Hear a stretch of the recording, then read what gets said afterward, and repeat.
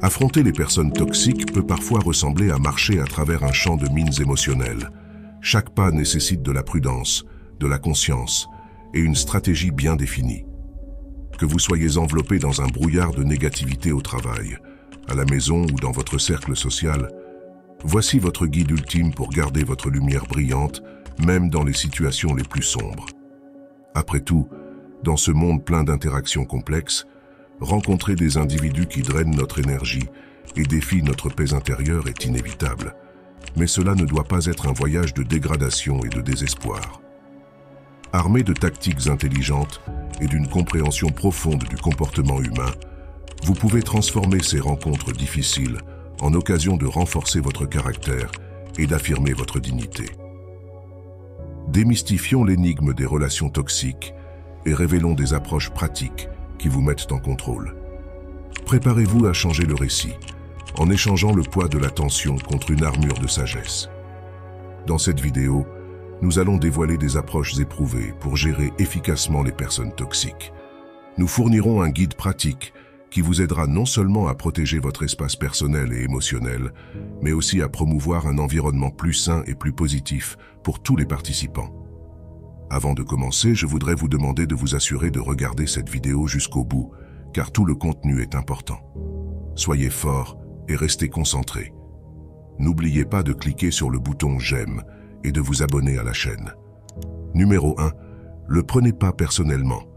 Lorsque vous interagissez avec des personnes toxiques, il est essentiel de se rappeler que leur comportement problématique reflète souvent leurs propres insécurités, peurs et problèmes internes. Cette compréhension est vitale pour préserver votre propre santé mentale et émotionnelle.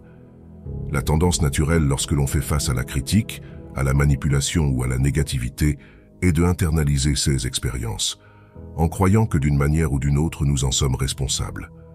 Cependant, reconnaître que le comportement toxique découle de la personne et non d'une réflexion de nos actions ou de notre caractère est crucial.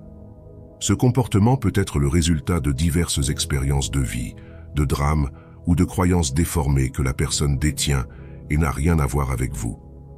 Adopter cette perspective ne signifie pas ignorer le comportement ou le laisser se poursuivre, mais plutôt ne pas laisser cela affecter votre sentiment de valeur ou votre tranquillité d'esprit.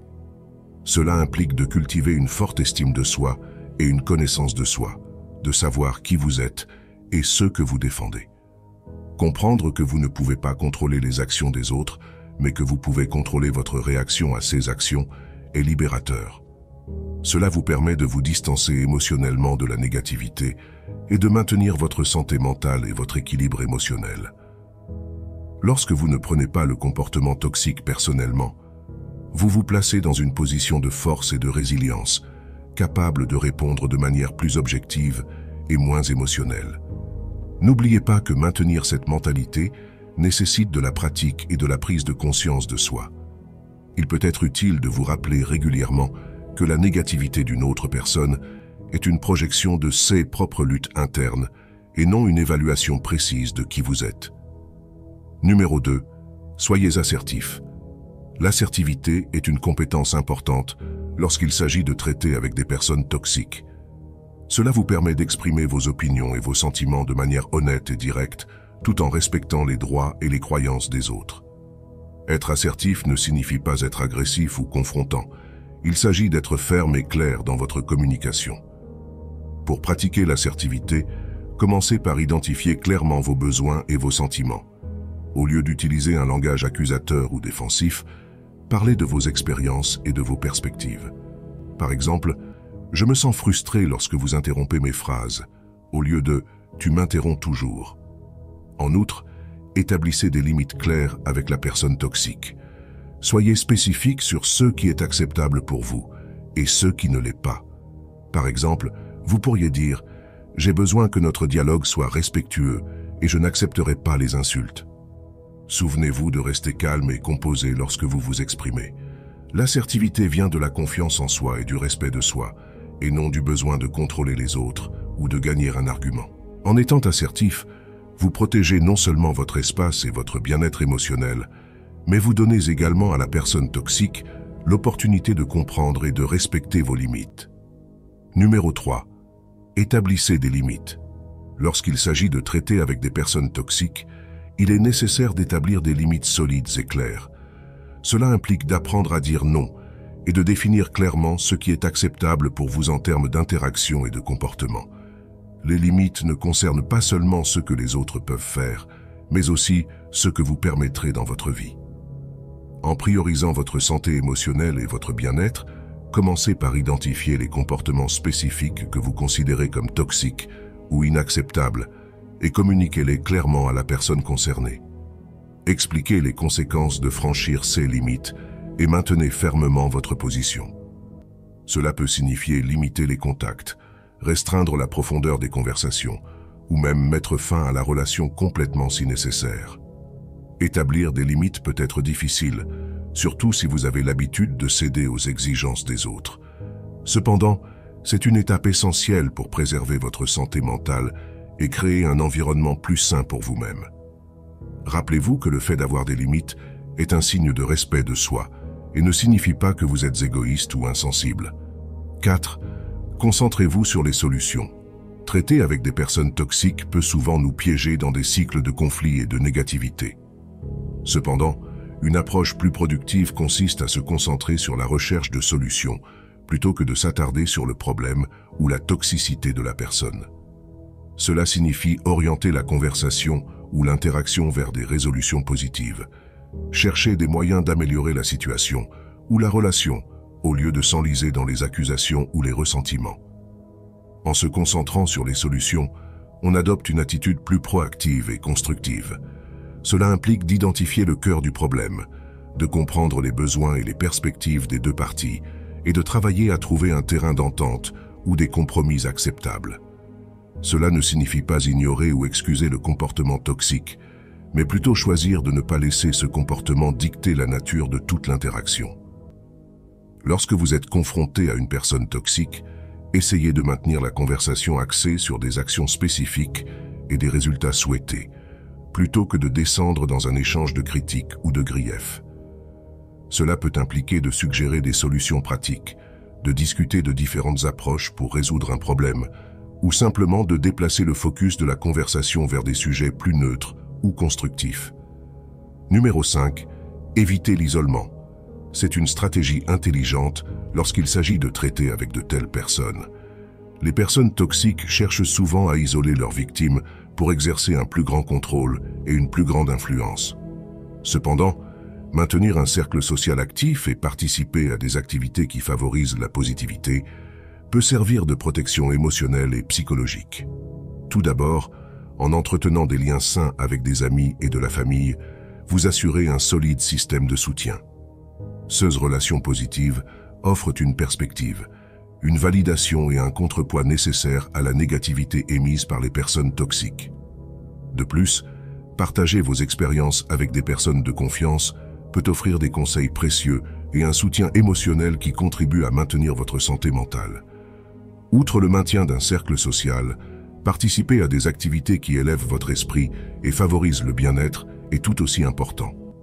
Les passe-temps, l'exercice physique, le volontariat ou toute autre activité qui vous apporte de la joie et de la satisfaction peuvent aider à détourner votre attention des influences négatives et à améliorer votre estime de soi et votre résilience. Un autre aspect important est de créer un environnement positif autour de vous. Cela pourrait signifier décorer votre espace avec des objets qui vous apportent du bonheur, pratiquer la méditation ou tout, ce qui vous aide à maintenir la paix intérieure, ou simplement vous consacrer du temps loin des influences toxiques.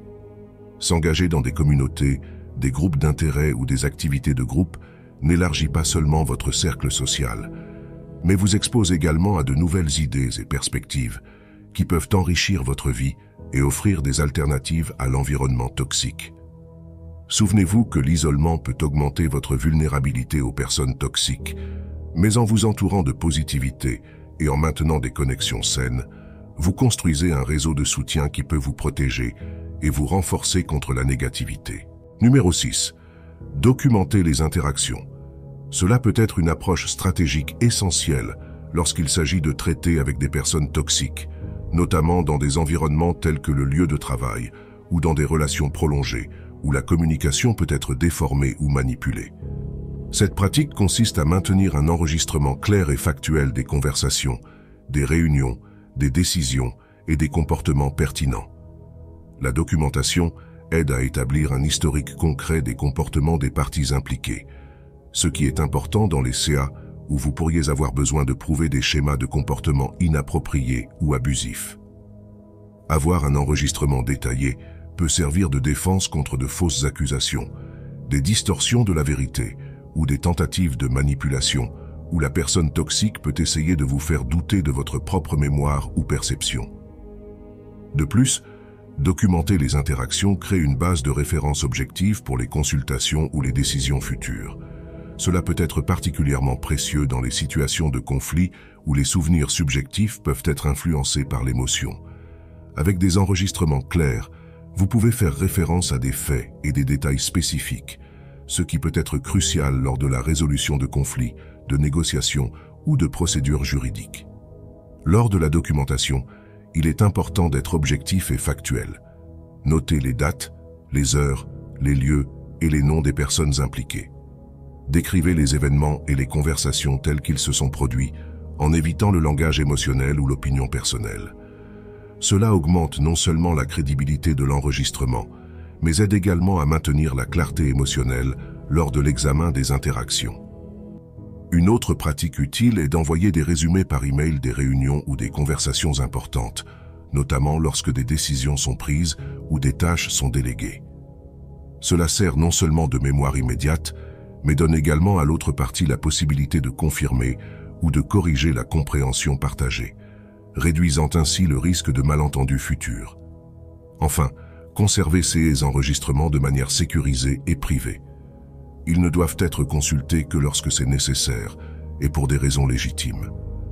Cette pratique de documentation ne doit pas être utilisée comme une arme ou pour promouvoir la vengeance, mais comme un moyen de protection et de clarté dans des situations potentiellement problématiques. Numéro 8.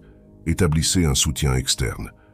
Établir un système de soutien externe est crucial lorsqu'il s'agit de traiter avec des personnes toxiques.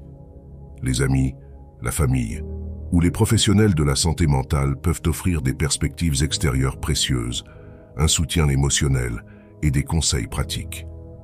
Ce soutien est essentiel pour maintenir votre santé mentale et émotionnelle, fournissant un contrepoids aux influences négatives et un environnement sûr pour exprimer vos sentiments et préoccupations. Tout d'abord, les amis et la famille qui vous connaissent bien peuvent offrir du réconfort, de la validation et un rappel de votre valeur personnelle. Ils peuvent aider à réaffirmer votre réalité lorsque celle-ci est déformée par la toxicité des autres et servir de système d'alerte précoce lorsque vous adoptez des comportements ou des croyances nocifs. La présence et le soutien des êtres chers peuvent être un puissant antidote à la manipulation et à la dégradation de l'estime de soi. Cependant, il est important de choisir des personnes de confiance qui comprennent la situation et offrent un soutien constructif. Évitez de partager vos défis avec ceux qui pourraient invalider vos sentiments ou aggraver involontairement la situation. Choisissez des amis ou des membres de la famille qui ont fait preuve d'empathie, de compréhension et de capacité à fournir une perspective équilibrée. Dans les cas plus graves ou persistants de toxicité, rechercher un soutien professionnel auprès d'un psychologue ou d'un thérapeute peut être très bénéfique. Les professionnels de la santé mentale sont formés pour traiter les relations toxiques et peuvent offrir des stratégies spécifiques pour gérer le stress, établir des limites saines et améliorer la résilience émotionnelle. Ils peuvent également aider à identifier les schémas de comportement ou les croyances qui peuvent contribuer à la situation et travailler avec vous pour développer des approches plus saines. De plus, les groupes de soutien en ligne ou en personne peuvent offrir un sentiment de communauté et une compréhension partagée. Écouter et partager des expériences avec d'autres personnes qui ont rencontré des défis similaires peut être incroyablement validant et éclairant. Ces groupes peuvent offrir de nouvelles perspectives, des stratégies de coping et un sentiment de ne pas être seul dans la lutte contre la toxicité. Établir un soutien externe signifie également apprendre à accepter de l'aide, ce qui peut être difficile pour les personnes habituées à résoudre leurs problèmes seules. Reconnaître que demander de l'aide est un signe de force, pas de faiblesse, est essentiel pour surmonter les défis liés aux personnes toxiques. Souvenez-vous que prendre soin de vous-même est la priorité et le soutien externe est un outil vital pour maintenir votre bien-être. En résumé, construire et maintenir un réseau de soutien solide et fiable est l'une des manières les plus intelligentes de gérer les personnes toxiques. Ce système de soutien peut fournir la force, le réconfort et les conseils nécessaires pour naviguer dans des environnements difficiles, protéger votre santé mentale et favoriser une croissance personnelle continue. J'espère que vous avez apprécié la vidéo et puisque vous êtes arrivé à la fin, partagez vos réflexions et tapez Cogito Ergo Sum dans les commentaires. Si vous êtes nouveau sur la chaîne, veuillez vous abonner. À bientôt.